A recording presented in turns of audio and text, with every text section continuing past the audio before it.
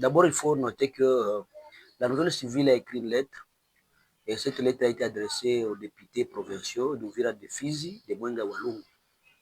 Et dans cette lettre, je vous informe qu'on a évoqué deux éléments très importants. D'abord, la résidence actuelle des députés provinciaux au Burundi. Pour cette question, il faut noter qu'il y a un mécontentement de notre part, de la part de la population. Il est anormal, inconcevable même, que les députés qui ont le mandat de la population puissent passer la nuit et résider même au Burundi, ce qui est inconcevable. Alors que si vous allez observer, il y a des questions primordiales qui doivent être résolues par les députés en s'approchant avec la population, ce qui n'est pas le cas. Et on se pose la question, aujourd'hui, comment les députés peuvent passer la nuit, disons, au Burundi, alors que nous avons même des autorités provinciales et même locales qui passent la nuit à Ouvira. Et je prends l'exemple, nous avons le maire de la ville à l'intérim, Farakiki qui est à Ouvira, qui passe la nuit là-bas. Nous avons le directeur provincial de la DGM, nous avons le ministre provincial de budget, nous avons l'excellence Lakano qui passe la nuit à Ouvira, a fortiori les députés. C'est comme ça que ça, dans cette lettre, nous les avons dû, on les a donné une semaine, 2 semaines, de rentrer le plus vite possible à Ouvira. Le cas contraire, nous allons passer à des actions citoyennes. Deuxième point, dans la même lettre, on a évoqué un élément très important, et vous venez de poser la question, c'est l'absence du bureau de l'Assemblée provinciale. Et cette question, on l'a réservée aux députés, qu'ils expliquent à la population pourquoi jusqu'à présent, malgré les contextes sécuritaires, malgré l'argent qui a été décaissé, pourquoi jusqu'à présent le bureau n'est pas, si vous voulez bien, effectif pour fonctionner là ouvert. Et je vous dis, le montant de 5 500 $ a été donné à l'Assemblée provinciale pour l'installation de ce bureau-là. Et je vous informe, les bureaux, donc l'Assemblée provinciale avait déjà récupéré le bureau. Et là, je cite les bureaux du quartier Kavivira. Mais plus tard, ils sont allés me commencer à demander l'argent qu'ils avaient donné.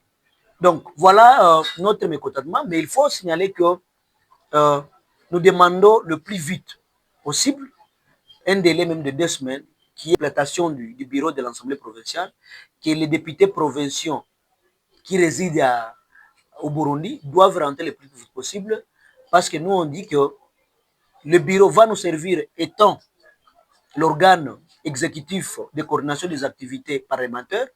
Il y a des questions primordiales, sécuritaires, même développement, qui doivent être résolues à leur présence. Parce que c'est inconcevable d'être on est avec le bureau, on est avec le bureau du gouvernement provincial à Ouvira et qui est l'absence du bureau de l'Assemblée provinciale qui est censé faire le contrôle du gouvernement provincial. Donc, inquiétude d'abord, ça crée un peu de la frustration au sein de la population. Ça, c'est le premier élément. Sur le plan sécurité, il y a de la frustration. Donc, le fait que les députés passent la nuit au niveau du Burundi, la population s'inquiète, il y a quelque chose qui se prépare. Ça, c'est le premier élément. Deuxième élément, il faut signaler que notre inquiétude réside sur les activités de développement sécuritaire que la population d'ici Kivu devait profiter à leur présence. Donc, il faut signaler, je prends seulement un cas. Récemment, les gouverneurs, Excellence le gouverneur Pouroussi, avait dit que bientôt il y aura des projets de développement à Ouvira. Mais il faut se demander maintenant, plus ils sont absents ici, comment ils seront à mesure maintenant de faire les contrôles citoyens, d'aller chez le gouverneur, lui dire voilà, vous avez promis ça, maintenant vous êtes à quel niveau? Mais à chaque fois qu'ils sont au Burundi, et il y a l'absence du bureau, ils sont dans les loisirs, dans l'ambiance au Burundi. Mais quand ils sont au Ouvira et ils vivent de la situation que traverse la population d'Ouvira, des Fizi et ailleurs, au moins ils auront quelque chose à faire pour le développement de ces entités-là. Chers journalistes, le fait que l'argent a été décaissé pour l'installation du bureau et que le bureau n'a pas été installé, c'est-à-dire que l'argent est bousillé quelque part, ça c'est le premier élément. Deuxième chose, il faut signaler, on est entré, ça c'est le premier exercice, nous allons arriver très loin de conclure que l'absence du bureau du bureau de l'Assemblée provinciale, le fait que les députés passent la nuit au niveau du Burundi, on va interpréter ça comme le manque de patriotisme et de responsabilité de leur part. Oui, complicité dans le sens que il y a des questions qui devaient être résolues à leur présence. Et je l'ai dit, il y a encore de la frustration de la population, d'autant plus qu'on voit les gens qui sont censés rester avec eux sont au Burundi. Donc, quand vous dites à une maman qu'il faut faire la plaine, ou il faut faire faire quelque chose à Ouvira, la maman te dit clairement, vous vous dites de rester ici. Je vous dis qu'il y a même certains individus qui traversent le Burundi pour, pour être réfugiés, pour la simple raison de les gens qui sont censés, qui sont nos représentants, mais ne veulent pas passer la nuit ici. Certaines délégations qui viennent, qui ne peuvent pas passer la nuit au Bouvira, c'est-à-dire que ces autorités-là savent réellement ce qui se passe.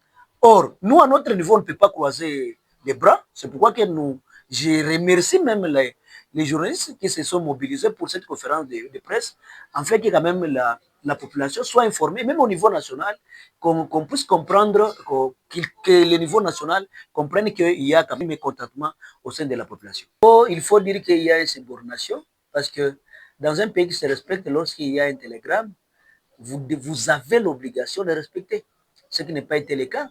C'est pourquoi nous, comme la lettre a été déposée le vendredi, on a réservé la copie au gouvernement provincial.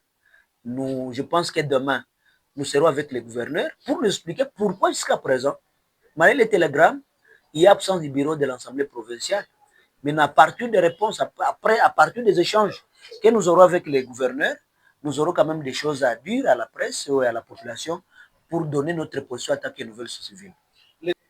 Merci pour la question. Je crois, je l'ai dit, si vous prenez, nous sommes au mois de mai, de juin, mais au mois de mai même, vous allez voir du 11 seulement ouvrir à ville, de 11 jusqu'à les 16. On a resté plus de 7, donc pas moins 4 personnes dans la ville d'Ouvira tuées. Vous arrivez, vous êtes le 28 du mois de mai, on a tiré un jeune, d'abord un acteur de la société civile au niveau de Luvungi, qui est hospitalisé aujourd'hui. Donc, nous avons tellement de cas que nous sommes en train maintenant de travailler pour la moyenne au plateau d'Ouvira. Le lundi passé, au niveau des hauts plateaux, à Maeta, on a tué 2 personnes. Donc, pour le moment, le bilan pour le mois, seulement, le bilan pour le mois de demain, on est à 12. C'est anormal. La vie même est sacrée, partant de notre constitution. Seulement que nous avons l'habitude de prendre des choses à la légère. C'est pourquoi que nous avons dit trop, c'est trop. Maintenant, avec des réunions de conseil de sécurité élargi, au niveau du territoire, au niveau de la mairie, nous allons prendre des mesures quand même appropriées pour faire face à ces situations-là. Il y a plusieurs acteurs, donc les Wazalendo, et nous les avons dit, nous les avons donné quelques conseils pour la sécurité des personnes et leurs biens. Et là, on évolue. Mais il faut quand même signaler que certains problèmes persistent. Et à notre niveau, on a demandé au maire de la ville qu'il y ait une réunion de conseil de sécurité pour qu'on discute ensemble là où il y aura des couches, différentes couches sociales qui seront invitées pour discuter sur ce point-là. Parce que ce que les Bazalendo ont fait à Ouvira, ville comme territoire, comme à Fizi, c'est beaucoup de choses. Mais il y a certaines choses qui se posent que la population commence maintenant à décrier. C'est pourquoi je vous dis qu'à partir de cette réunion et des consultations, des plaidoyers que nous sommes en train de faire, peuvent quand même nous amener à de bons résultats. Et je vous rassure que ne soyez pas étonnés que la nouvelle civile puisse quand même donner des messages de soulèvement face à certains acteurs de Wazalendo qui ne veulent pas comprendre que la population est en train de souffrir. Nous allons arriver à ça si rien n'est fait et si certains Wazalendo n'arrivent pas à comprendre. Merci pour la question. Heureusement que vous êtes informé de notre implication en tant que nouvelle civile dans ce qui est des routes qui sont construites à Ouvira. Ce n'est pas pour la première fois.